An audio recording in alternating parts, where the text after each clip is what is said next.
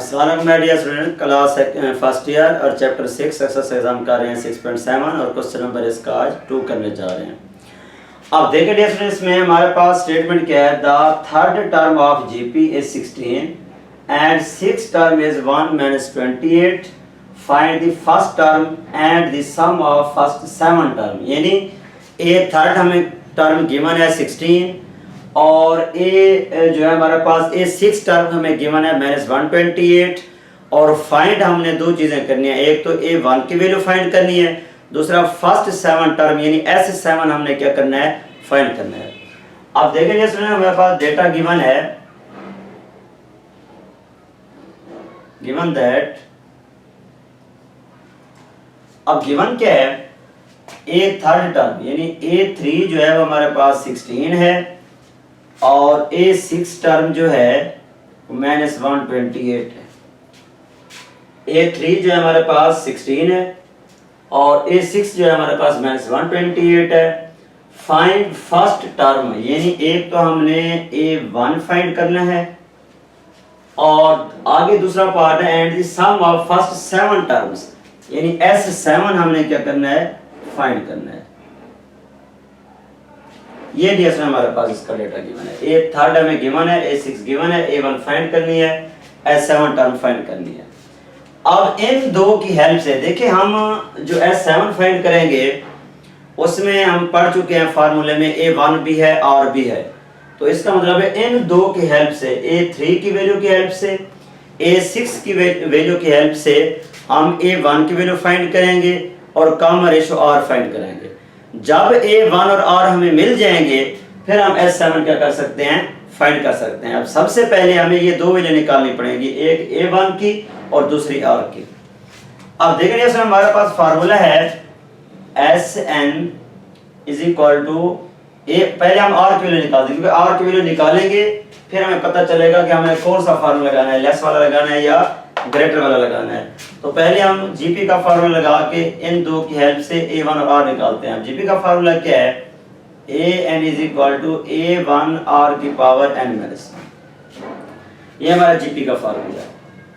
अब पहले 3 दिया हुआ है, 3 वाली इक्वेशन बनाते हैं, इक्वेशन 1 हो जाएगी, फिर n की जगह पे 6 पुट करेंगे, इक्वेशन 2 हो जाएगी। अब देखिए स्टूडेंट्स, n की जगह पे 3 पुट करें, A3 is equal to A1 R की पावर n माइनस 1, n हमने कितना रखा हुआ है 3 में से 1 चला जाएगा 2 आ जाएगा।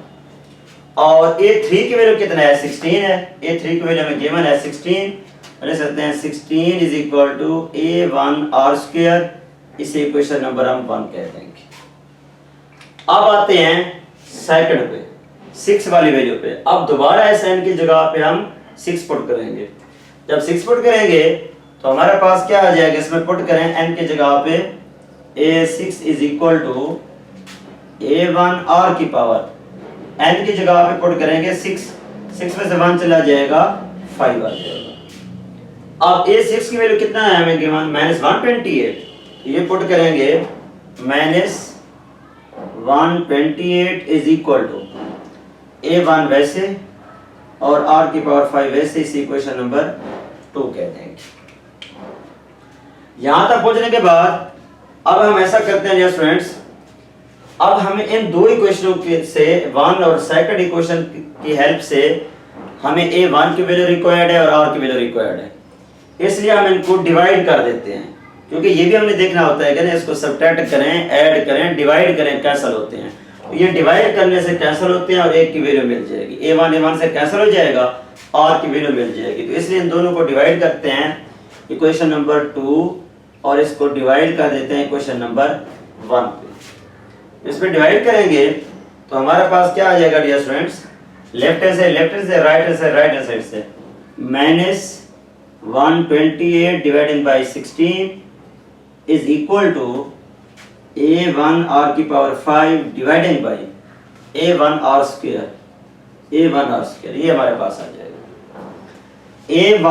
A1 से कैंसिल हो जाएगा, R स्क्वायर को R5 में से कट कर देंगे, तो हमारे पास 16 को जब इस पे कट करेंगे तो 16 8 जार 128, ये डिवीजन हमारे पास आ जाएगा, इधर R3 बचेगा, -8 इज इक्वल टू R3, ये डियर हमारे पास आ जाएगा। अब इसको लिख सकते हैं r की पावर 3 माइनस 2 की पावर 3, 3 से कैंसिल हो जाएगा, तो हमारे पास क्या आ जाएगा डियर स्टूडेंट्स, r की वैल्यू कितना आ जाएगी, -2।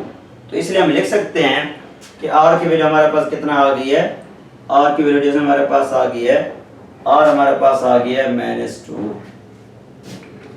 अब ये जो r की वैल्यू -2 है, ये क्या है, लेस देन 1 है।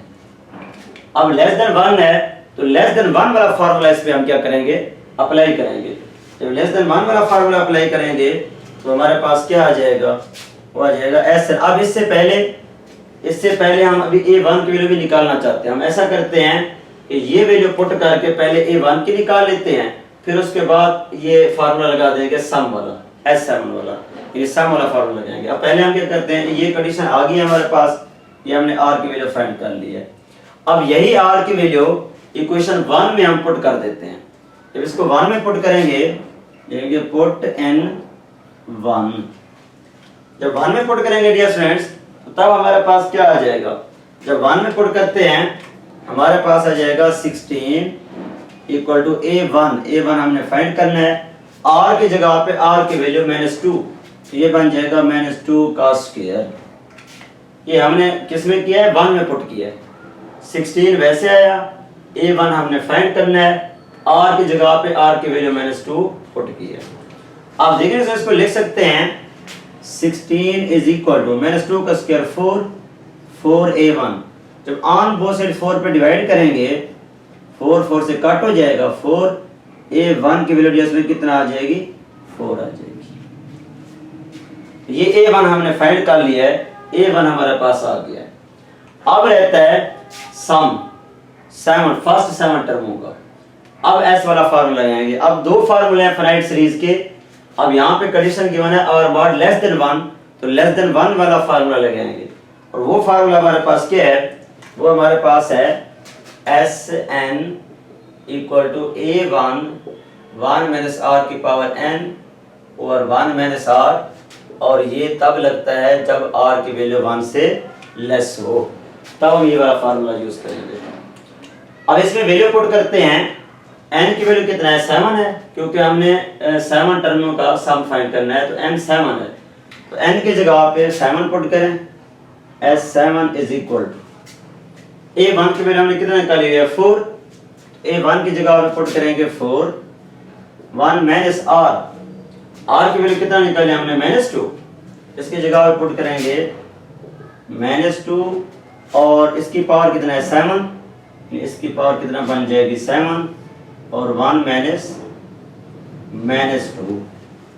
देखिए हमने क्या किया डियर स्टूडेंट्स, फार्मूले में जस्ट वैल्यू पुट की है। a1 की जगह a1 की वैल्यू 4 थी, तो a1 की जगह a1 की वैल्यू 4 पुट कर दी है। 1 वैसे आगे माइनस r, ये वाला माइनस, और r की वैल्यू खुद माइनस में है, -2, इसलिए -2 और r की पावर n कितना है हमारे पास, 7 है जो हमने पुट किया हुआ है, इसकी पावर 7। डिवीजन में है 1 माइनस r, 1 वैसे माइनस वैसे, r की जगह पे r की वैल्यू -2, तो ये -2 पुट कर देंगे। अब देखेंगे तो इसको सिंपलीफाई करते हैं, हमारे पास आ जाएगा S7 is equal to 4 into 1 power r दो, तो माइनस वैसे का वैसे आता है, पावर इवन हो तो माइनस प्लस में चेंज हो जाता है, इसलिए माइनस माइनस प्लस हो जाएगा। 2 की पावर 7, 2 को अगर हम 7 टाइम मल्टीप्लाई करें तो ये हमारे पास आता है 128, ये हमारे पास आ जाएगा, तो ये आ जाएगा 128, और dividing by 1 minus minus plus 2, ये जैसे हमारे पास आ जाएगा। अब इसको मजीद सिंपलीफाई करते हैं, S7 इज इक्वल टू, देखिए कितना आ जाएगा, 4 into 129 डिवाइडिंग बाय 3, 3 पे कट करें, 3 1s are 3, 3 4s are 12, 3 3s are 9, कितना आ गया है, 4 multiply 43, ये हमारे पास आ जाएगा। इनको मल्टीप्लाई करेंगे 4 को 43 से, S7 इज इक्वल टू 172, और ये डिवीजन हमारे पास क्या आ जाएगा, आंसर आ जाएगा। तो ये हमारे पास किसकी वैल्यू आ गई है, S7 की वैल्यू आ गई है। उम्मीद है डियर स्टूडेंट्स आपको समझ आ गई होगी। हमने क्या किया है कि ये डेटा हमें गिवन था, A3 की वैल्यू हमें गिवन थी, A6 की वैल्यू हमें गिवन थी, और हमने दो चीज़ें इसमें फाइंड करनी थी। एक हमने A1 की वैल्यू फाइंड करनी थी, दूसरा S7 हमने फाइंड करना था। हमने जीपी का फार्मूला लगाया, इन दो की हेल्प से A3 और A6 की हेल्प से दो इक्वेशनें बनाई और उन दोनों को डिवाइड करके वहां से हमें R की वैल्यू निकाली। R की वैल्यू क्वेश्चन 1 में पुट करके हमने A1 की वैल्यू निकाली। जब ये दोनों वैल्यू मिल गई थी, A1 भी हमने फाइंड कर लिया, तो बाकी रहता है S7। S7 के लिए हम देखेंगे SN वाला फार्मूला, फाइनाइट सीरीज वाला फार्मूला। तो वो कंडीशन देखेंगे कामा रेशो की वैल्यू जो है वो 1 से लेस है, तो इसलिए 1 से लेस वाला फार्मूला यूज किया हमने SN का। फिर उसमें वैल्यूज पुट की, उसको सिंपलीफाई किया, तो हमारे पास क्या आ गया, आंसर आ गया। तो उम्मीद है डियर स्टूडेंट ये क्वेश्चन आपको समझ आ गया होगा। मजीद किसी जगह किसी पॉइंट पे समझ ना आई हो तो कमेंट सेक्शन में कमेंट करके आप मुझसे डिस्कस कर सकते हैं। लाइक और कमेंट जरूर कीजिएगा, सब्सक्राइब करना ना भूलिएगा। ओके डियर स्टूडेंट्स, अल्लाह हाफिज़।